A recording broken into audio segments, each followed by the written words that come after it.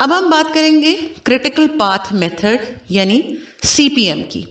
हमने पढ़ा था कि दो तरीके हैं नेटवर्क को नेटवर्क टेक्निक के अंदर दो तरीके हैं जिनसे हम फाइंड आउट कर सकते हैं, ओआर प्रोसेस को यूज कर सकते हैं। उसमें एक सीपीएम है और एक पर्ट है। सीपीएम जो है वो आपका deterministic way of finding the network है और पर्ट जो है वो प्रोबेबिलिस्टिक है। डिटर्मिनिस्टिक का मतलब ये है कि इसमें फिक्स्ड इवेंट्स आपके पास होंगे, इसकी क्वालिटीज जो हैं उनको आप अपने ऑब्जेक्टिव्स के लिए नोट डाउन कर सकते हैं। सीपीएम का जो मेथड है ये डिटर्मिनिस्टिक है, ये रेपिटेटिव है, रिपीट होता है और ये एक्टिविटी ओरिएंटेड है। एमसीक्यूज के हवाले से ये एक बहुत इंपॉर्टेंट इंफॉर्मेशन है कि जहां पे भी एक्टिविटी ओरिएंटेड का जिक्र आएगा इसका मतलब है वो सीपीएम की बात हो रही है, और जहां पे इवेंट ओरिएंटेड का जिक्र आएगा इसका मतलब है कि they are talking about PERT. अब इसको हम देखते हैं। सीपीएम जो है ये एक पूरा तरीका कार है, इसको कैसे करना है इसके बारे में हम पढ़ते हैं। अब AON जो है आपके 2.3 टॉपिक है आपके हैंडआउट्स के अंदर, फाइंडिंग द क्रिटिकल पाथ। इसमें एक चीज आपको बताई हुई है ऑन नोड डायग्राम, AON। ये क्या चीज है? ये आपकी एक डायग्राम जो हम बनाते हैं, जिस तरह की हमने पहले भी कंस्ट्रक्ट की हैं और आगे भी करेंगे, उस डायग्राम का जो एक ऑफिशियल नेम है that is AON, on node diagram. Critical path क्या चीज है? We have to find the minimum time required for completion of the entire project. हमें कम से कम मुद्दत बतानी है इसके अंदर, पूरे प्रोजेक्ट के लिए कम से कम टाइम क्या होना चाहिए। For this we must find the longest path with the sequence of connected activities through the network. This is called the critical path of the network. अब क्रिटिकल पाथ क्या है कि जी आपने बताना है कि ये प्रोजेक्ट कितने टाइम में आप कंप्लीट कर लेंगे, ठीक है? तो आपने ये बताना है कि मिनिमम कम से कम आप कितना टाइम लेंगे इस प्रोजेक्ट को कंप्लीट करने के लिए। तो वो टाइम आपने वो देना है जो आपके जहन में है कि ये प्रोजेक्ट ज्यादा से ज्यादा इस टाइम में हो जाएगा। इस बात को अंडरस्टैंड करने की कोशिश करें।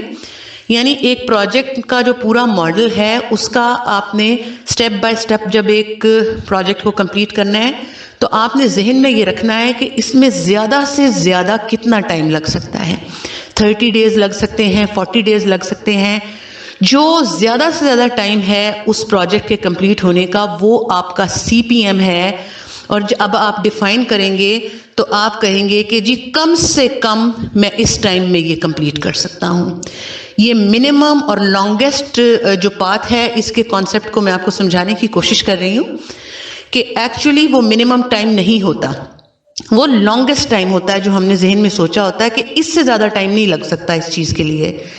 ये मोस्ट पॉसिबल सबसे लंबा टाइम है जो इस प्रोजेक्ट के खत्म होने के लिए हमें दरकार है।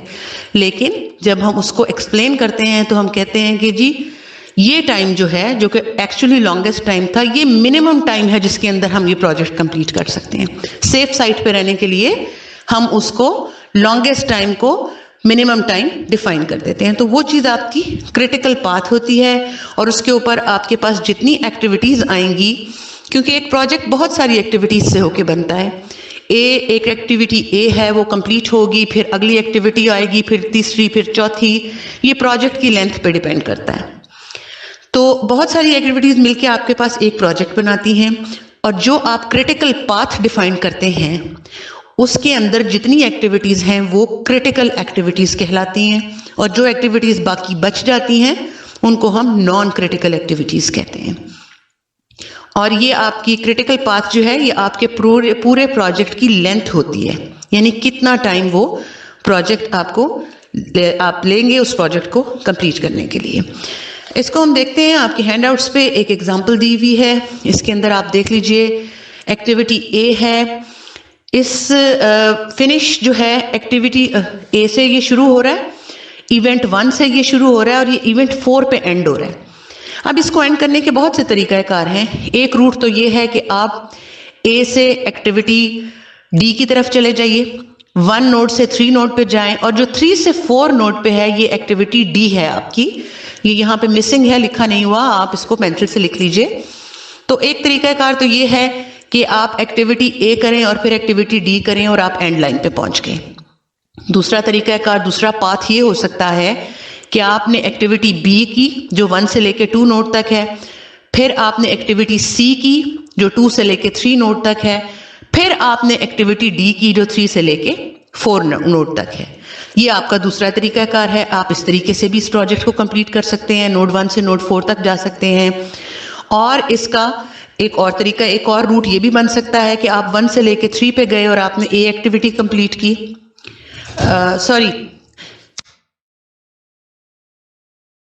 और ये है कि आप 1 से लेके 2 पे गए, आपने एक्टिविटी बी को कंप्लीट किया और फिर 2 से 4 पे चले गए और आपने एक्टिविटी ई को कंप्लीट किया। तो मुख्तलिफ रूट्स हैं इस प्रोजेक्ट को कंप्लीट करने के लिए।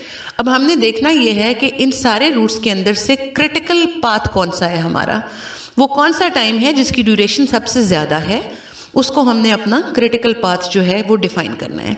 अब आप देख सकते हैं यहाँ पे आपकी ड्यूरेशंस भी दी हुई हैं। जो आपकी एक्टिविटी ए है यानी 1 से लेके 3 नोड तक वो 5 डेज ले रही है।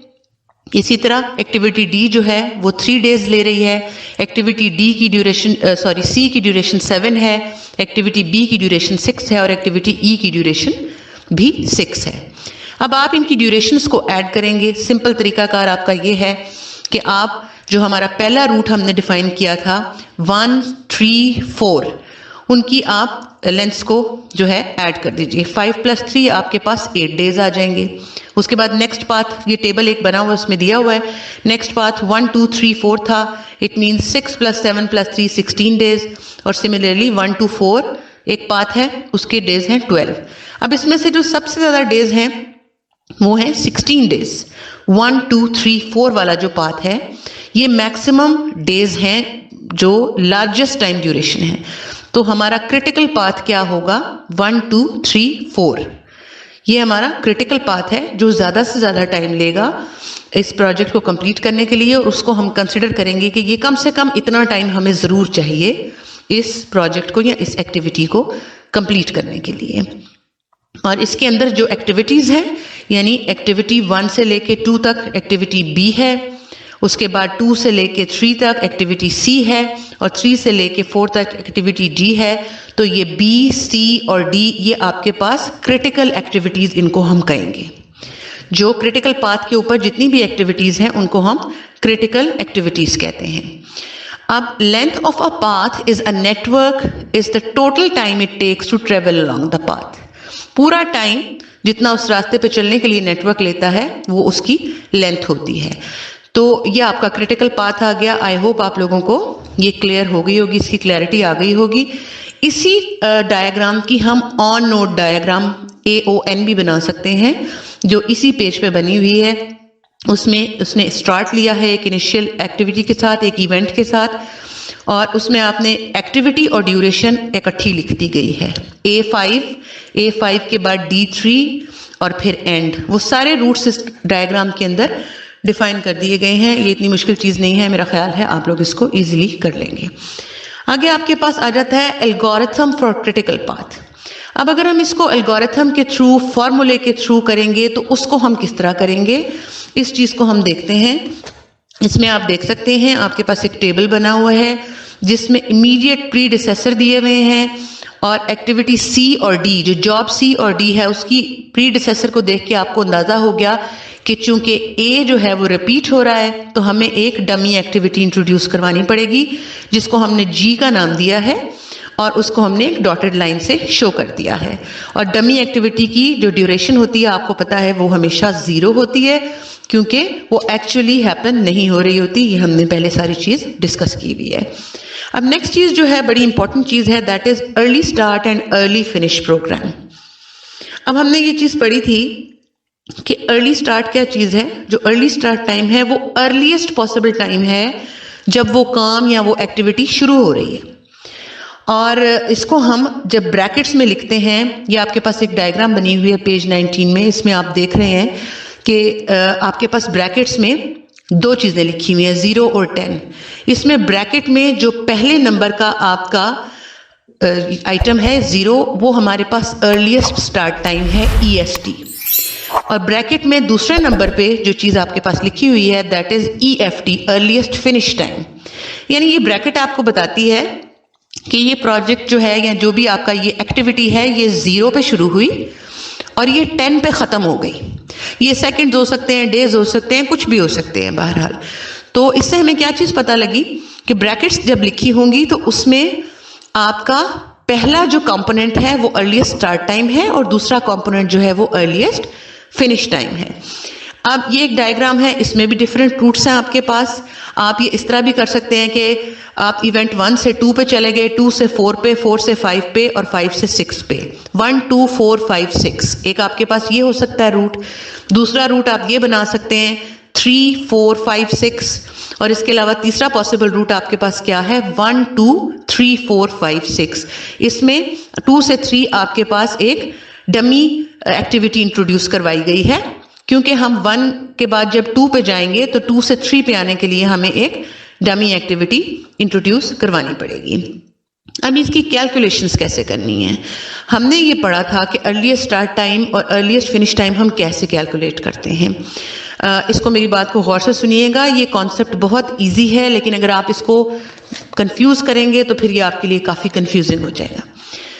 ये आपके पास ब्रैकेट में आपको नजर आ रहा है 0 और 10। जब भी आपने अर्लीस्ट स्टार्ट टाइम कैलकुलेट करना है तो आपने उस टाइम के अंदर उसी एक्टिविटी की ड्यूरेशन को ऐड कर देना।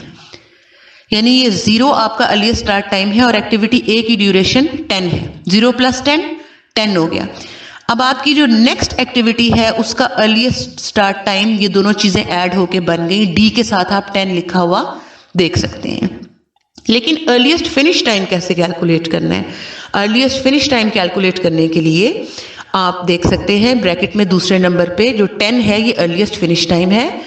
इसको कैलकुलेट करने के लिए this 10 plus the duration of the next activity. Next activity 2 से लेके 4 तक है, उसकी ड्यूरेशन आप देख सकते हैं 7 है। 10 + 7 17। सिमिलरली अब आप ये एक्टिविटी आपकी कंप्लीट हो गई। अब आप 2 से 4 वाली एक्टिविटी पे आ गए, उसमें से आपने अब आगे चीज कैलकुलेट करनी है। तो क्या करेंगे? आपका जो पहला कंपोनेंट है अर्लीस्ट स्टार्ट टाइम 10 है और उसकी ड्यूरेशन इस एक्टिविटी की 7 है। 10 + 7 17, ये आपकी नेक्स्ट एक्टिविटी ई एक्टिविटी का अर्लीस्ट स्टार्ट टाइम बन गया और उसका अर्लीस्ट फिनिश टाइम 17 था। 17 और अगली एक्टिविटी जो ई है उसकी ड्यूरेशन 4। 17 और 4 21। आई होप आप लोगों को ये कॉन्सेप्ट समझ आ गया होगा कि ये कैलकुलेशन कैसे हुई है। इसको कैलकुलेट करते करते जब आप एंड पे गए 6 पे तो आपके पास अर्लीस्ट स्टार्ट टाइम 21 आ गया और अर्लीस्ट फिनिश टाइम 33 आ गया। सिमिलरली अगर आप दूसरे रूट पे आए, इवेंट 1 से लेके इवेंट 3 तक अगर आप आए तो उसको आप कैसे कैलकुलेट करेंगे जनाब? 0 और 3 सिमिलरली आपने उसको कैलकुलेट किया। आपने अब इस 3 से आगे एक्टिविटी 4 पे जाना, सॉरी सी पे जाना है, इस एक्टिविटी बी से। यहां पे आपके पास अर्लीस्ट स्टार्ट टाइम 0 था, उसमें आपने ऐड कर दिया 3, तो आपकी नेक्स्ट एक्टिविटी की जो अर्लीस्ट स्टार्ट टाइम है वो 3 बन जाएगा। सिमिलरली यहाँ पे अर्लीस्ट फिनिश टाइम 3 था, अगली एक्टिविटी का अर्लीस्ट जो आपकी ड्यूरेशन है वो 4 है। 3 + 4 7, यानी ये जो एक्टिविटी सी है जो 3 से 5 तक है, इसके आपके पास ये कंपोनेंट्स क्या आ जाएंगे 3 और 7। इसी तरह आप आगे कैलकुलेट करते जाएं। अब आप देख सकते हैं जी जो है इसके जो कंपोनेंट्स हैं ब्रैकेट में वो 10 और 10 सेम है, इसलिए कि हमें पता है कि जी का ड्यूरेशन 0 है, बिल्कुल 0 है। तो जब आप अर्लीस्ट स्टार्ट टाइम ए की जो एक्टिविटी है 1 से लेकर 2 तक, उसका अर्लीस्ट स्टार्ट टाइम 0 था, उसमें आपने इसकी ड्यूरेशन को ऐड कर दिया, 10 आ गया। लेकिन इसका जो अर्लीस्ट फिनिश टाइम है वो भी 10 है और अगली एक्टिविटी जी की ड्यूरेशन 0 है, तो वो 10 जो है वो 10 ही रहेगा, इसलिए इसके कंपोनेंट्स जो हैं वो 10 और 10 हैं। आई होप कि ये सारी चीज आपको क्लियर हो गई होगी कि आपने इन कंपोनेंट्स को कैलकुलेट कैसे करना है। जब आपने इसको सारा कैलकुलेट कर लिया तो आपको पता लगा कि इसका अर्लीस्ट फिनिश टाइम जो है वो 33 है, यानी मोस्ट टाइम जितना ये एक्टिविटी कंप्लीट, ये प्रोजेक्ट कंप्लीट होने मिलेगा वो 33 है। तो ये तो कैलकुलेशन आ गई early start and early finish की। अब हम बात करेंगे late start and late finish program की। लेट स्टार्ट और लेट फिनिश प्रोग्राम इसी सारी चीज का रिवर्स है। यानी अर्लीस्ट स्टार्ट और अर्लीस्ट फिनिश को कैलकुलेट करने के लिए आपने इवेंट 1 से शुरू किया था। जब आप इवेंट 6 से वापस आना शुरू करते हैं तो आप क्या कैलकुलेट कर रहे होते हैं? Late start and late finish. ये आपकी डायग्राम दी हुई है इसके ऊपर, हैंडआउट्स के ऊपर। इसमें आप एक्टिविटी 6 से शुरू करते हैं। अब आपको यहां से क्या पता लगा कि जी इस प्रोजेक्ट का जो सबसे आपका अर्लीस्ट फिनिश टाइम है वो 33 था। हमने देखा था 33 और इसकी ड्यूरेशन थी, एक्टिविटी F जो है इसकी ड्यूरेशन 12 थी। 33 में से आप 12 को माइनस कर दीजिए तो आपके पास जो पिछली एक्टिविटी है जो 3 से लेके 5 तक है उसका लेटेस्ट फिनिश टाइम आ जाएगा। वो आपके पास क्या आ जाएगा? 21। सिमिलरली जिस तरह हम पहले करते थे कि इसमें तो इसी एक्टिविटी की ड्यूरेशन को माइनस कर दिया, लेकिन जो दूसरा कंपोनेंट है उसके लिए पिछली एक्टिविटी की ड्यूरेशन को माइनस करना पड़ेगा। बिल्कुल उसका उलट है जो हमने पहले किया है। यानी 33 में से तो आपने 12 को माइनस कर दिया, आपके पास 21 आ गया, लेकिन इस 21 को उस पिछली एक्टिविटी की ड्यूरेशन जो कि 4 थी उसमें से माइनस करेंगे तो 17 आ जाएगा आपके पास।